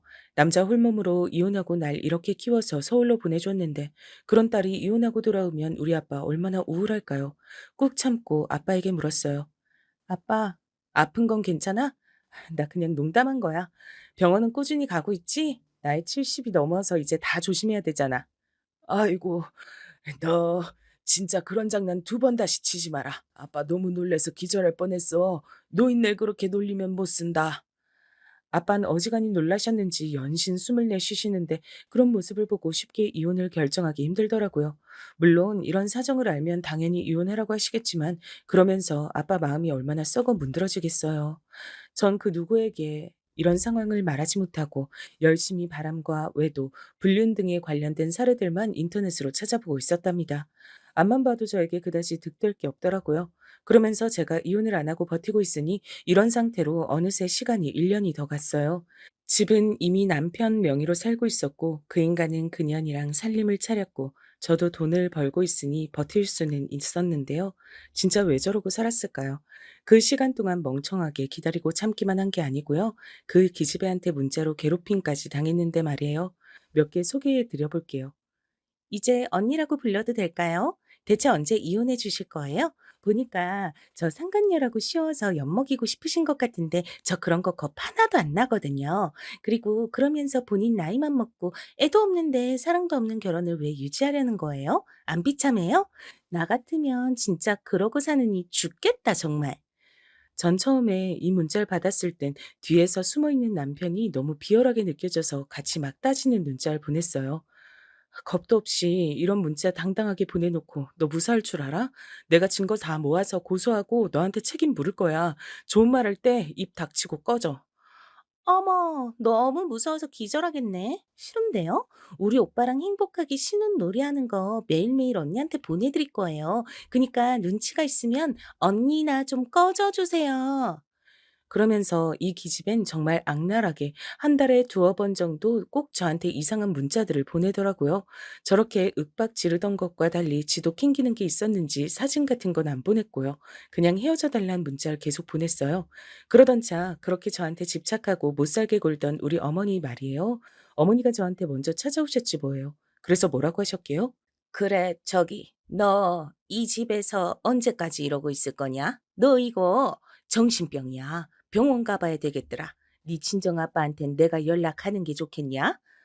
아니, 갑자기 오셔서 대체 그게 무슨... 어머니 눈엔 제가 정신이 나간 것처럼 보이세요? 그러자 어머닌 진짜 뭔가 걱정되고 무서워 죽겠다는 얼굴로 절 보시면서 혀를 쯧쯧 차시지 뭐예요. 그럼 아니고 뭐냐. 솔직히 명훈이, 그래, 명훈이도 좀 잘못이 있긴 하지. 널 정리하고 만났어야 됐는데 말이야. 근데 네가 그렇게 악을 쓰고 안 비켜준다면서? 그 미영이가 지금 우리 집 드나들면서 그렇게 신경을 써주고 있다. 둘 다 아주 힘들어서 죽을라 그래. 왜 그렇게 그 둘을 못 살게 구냐 너는? 저는 일순간 공포심이 들었던 게 이쯤 되니까 누구 잘못인지도 헷갈리더라고요. 사람이 얼마나 자기밖에 모르면 이런 상황에서도 피해자인 제 탓을 할 수 있는 건가요? 너 그렇게 사람이 고지식하고 지밖에 모르면 안 돼. 결혼이야 네가 먼저 했다지만 아님 갈라설 수도 있는 거지. 너랑 명훈이 사이에 새끼가 있기라냐 뭐라냐. 미영이 말로 명훈이 그 녀석이 내가 걱정할까 봐 말을 못했다더라. 결혼 생활 내내 지옥이었다던데. 아, 저는 이 말을 듣고 있는 제 자신이 너무 싫고 혐오스러워지더라고요. 어쩌다가 이런 상황까지 와서 이딴 것들한테 이런 취급을 받고 있는 건지. 그래요, 제 잘못이 맞더라고요. 오기로 이런 집을 붙들고 있어봤자 이런 흉물스러운 멍청이 취급이나 당할 뿐이었어요. 그러면서 어머니는 막판에 이렇게 제 가슴에 대못을 박으셨답니다. 그 죄를 진짜 어찌하시려고요. 아무것도 없이 시집 오는 걸 나는 우리 명훈이한테 잘해주라고 허락해 준 건데. 사실 나도 너 마음에 어지간히 안 들었어. 애가 무뚝뚝하고 살갑지도 않고 지금 미영이는 그렇게 살갑고 이쁘게 굴면서 자란다. 명훈이도 얼굴이 훌쩍 폈어. 너 명훈이 얼굴 보고 지낸 지 얼마나 됐냐? 그게 무슨 남편 짤이야? 언제까지 그렇게 머저리처럼 못되게 굴 거냐? 저는 이때 한숨을 푹푹 쉬다가 결국 이렇게 말했어요. 이번 달 안으로 다 정리하고 나갈게요. 그니까 나가주세요. 나가시라고요. 이렇게 된 바 어머니도 뭣도 아니니까 저는 무조건 격하게 손짓을 하면서 밖으로 내보냈어요. 그리고 천근만근 무거운 짐을 달고 그 끔찍한 이혼을 결국 해내게 됐답니다.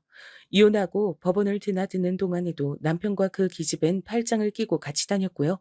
저도 참 그렇게 세상 다정한 남편인지 그때 옆으로 보면서 많이 배웠던 것 같아요. 이후로 아빠에겐 한참 뒤에 오픈했는데 너무 가슴이 아픈 게 아빠가 이때 우셨거든요. 어떻게 그런 일이 있었으면 아빠한테 이렇게 늦게 말했냐? 네가 혼자 얼마나 힘들었겠냐? 아빠는 이걸 몰랐던 게 너무 미안하다. 이놈의 김서방 새끼를 그냥. 아빠, 이미 이혼한 지 몇 달 됐어요. 난 나대로 잘 살아갈 테니까 나 진짜 괜찮아. 잘 살게. 걱정하지 마. 그런데 아빠가 주방에서 슥 돌아선 채로 어깨를 들썩이면서 흐느끼시는데 가슴이 찢어질 것 같았어요. 저보다 아빠에게 우울감이 더 심하게 찾아온 거로 이것 때문에 걱정이 이만저만 아니었어요. 예전에 직장 동료가 해준 말이 있었거든요. 우리 엄마가 연세가 많으신데 하도 아버지가 사고치고 속속에서 우울증 심해지고 그러다가 치매 오셨어. 누나들이랑 나랑 지금 번갈아 가면서 돌보는데 힘들어 죽겠다. 그렇다고 요양원 보내드리기엔 그것대로 짠하고. 그러다가 정말 엄마 돌아가시면 얼마나 후회할까 싶고.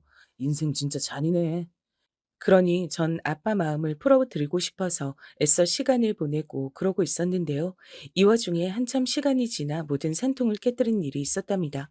이때 저에게 모르는 번호로 전화가 한 통 걸려왔는데 처음에 누군가 했는데 받고 나서 알게 됐어요.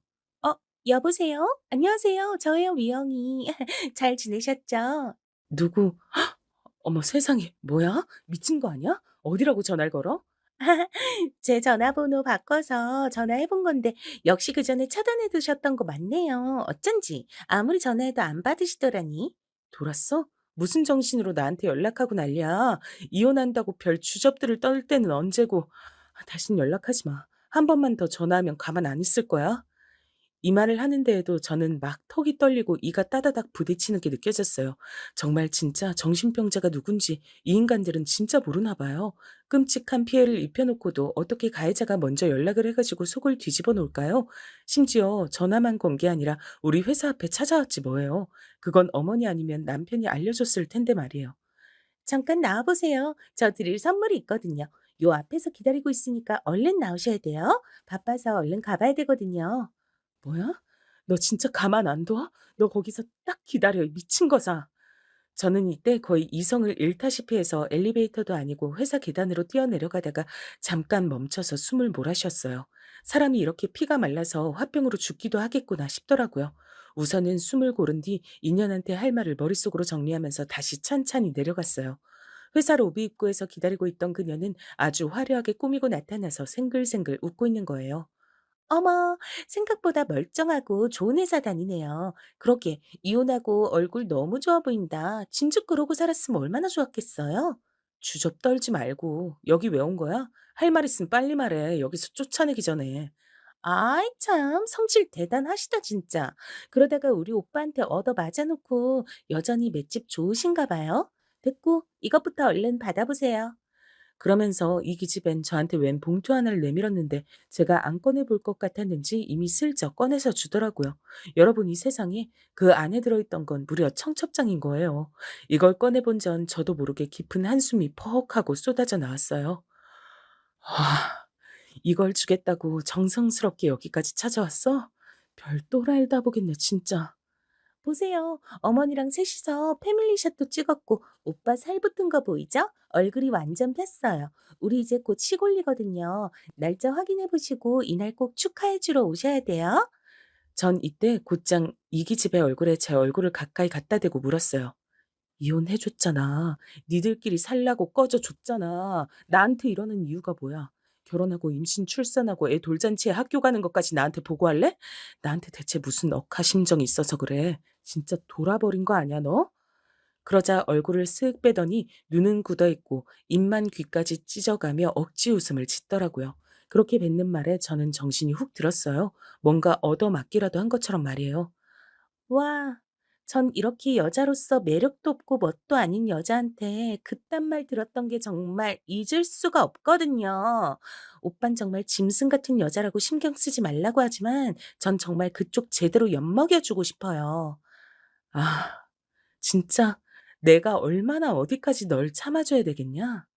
여기까지 뱉고 저는 더 말이 안 나와서 이젠 눈물이 막 솟으려고 하더군요. 게다가 나한테 사과도 안 했잖아요. 뭐라고 했더라? 뭐 여기저기 굴러먹어? 진짜 어이없는 미친 아줌마 같으니라고. 다물고 그날 우리 결혼식 와서 본인 주제나 다시 한번 확인해봐요. 그 드럼통 같은 몸통에 얼굴은 주름이 그득해가지고 나한테 그딴 말들을 했던 거. 정말 이 기집애는 밑도 끝도 없이 인신공격을 해댔고 저도 더 이상 참을 이유가 없었어요. 이런 말까지 할 이유는 없었지만 이 말 못하고 내보내면 저는 잠을 못 잘 것 같았어요. 다시 이 기집애를 보고 살 이유도 없고 연락은 두 번 다시 하고 싶지 않았거든요. 그래서 완전히 골로 보낼 생각으로 그간 차마 건네지 않았던 말을 다 모아서 전했답니다. 그래, 너무너무 축하해. 결혼 꼭 하고 청첩장 주러 왔는데 난 못 가겠다. 사기 전과 시범인 놈 얼굴을 또 들여다볼 일이 없거든. 그러자 이 기집애가 아주 눈을 우습게 뜨면서 절 가짠치도 않게 쳐다보더라고요. 뭐라고요? 정신승리 진짜 끝내주네 아주. 진짜 머리가 어떻게 돌아버렸나 봐. 뭘 먹어야 사람이 저렇게 추하게 늙지? 진짠데? 진짜야. 진짜다 너. 그런 것도 모르고 결혼하는구나. 이제 누가 더 불쌍하고 누가 더 바닥을 기는 꼴이 될지 재밌어지겠다. 하긴 모르니까 결혼하겠지. 그러고 확 돌아서는 저를 제 옷자락을 휘어잡으면서 인연이 붙잡더라고요. 나랑 무슨 좋은 인연이 있어서 계속 보려고 자꾸 말을 그렇게 끌어? 야, 이 아줌마야. 할 말 있으면 지금 똑바로 해. 뭐?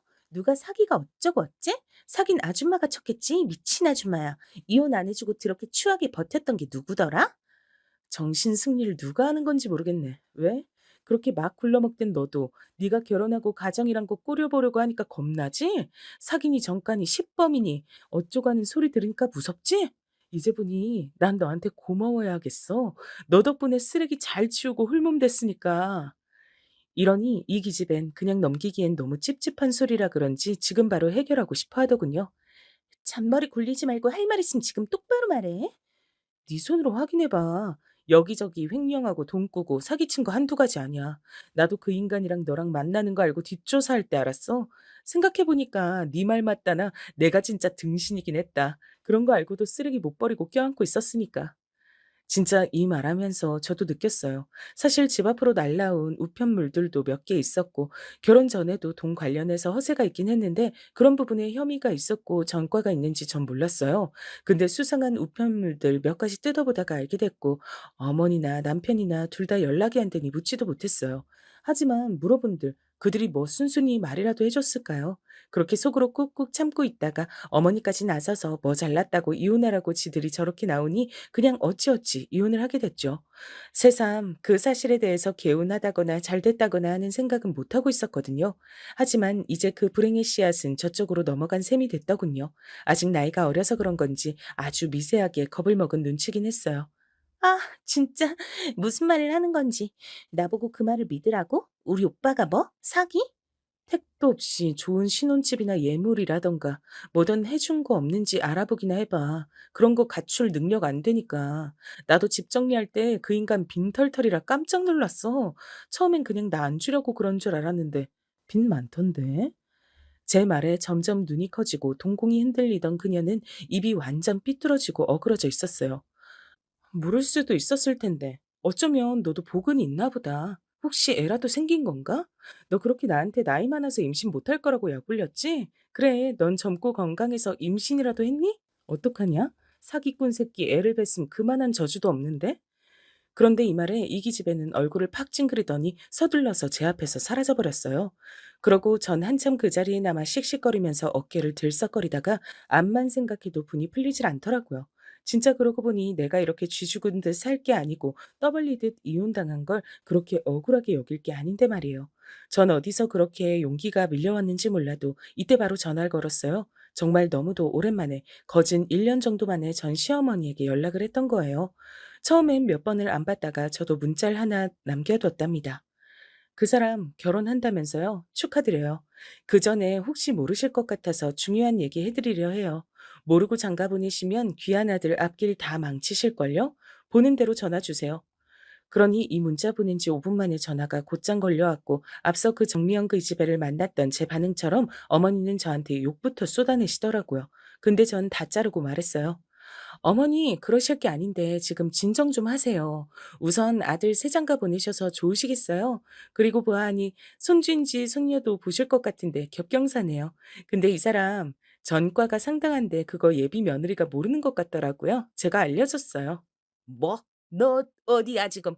당장 내가 쫓아나서 다 뒤집어 엎어버릴 거야. 너 뭐? 전과가 어쩌고 어째? 전과지 그게 아닌 뭐예요 그럼. 사기치고 돈 빌려다 안 갚고 지저분하게 연루돼 있던 건 맞잖아요.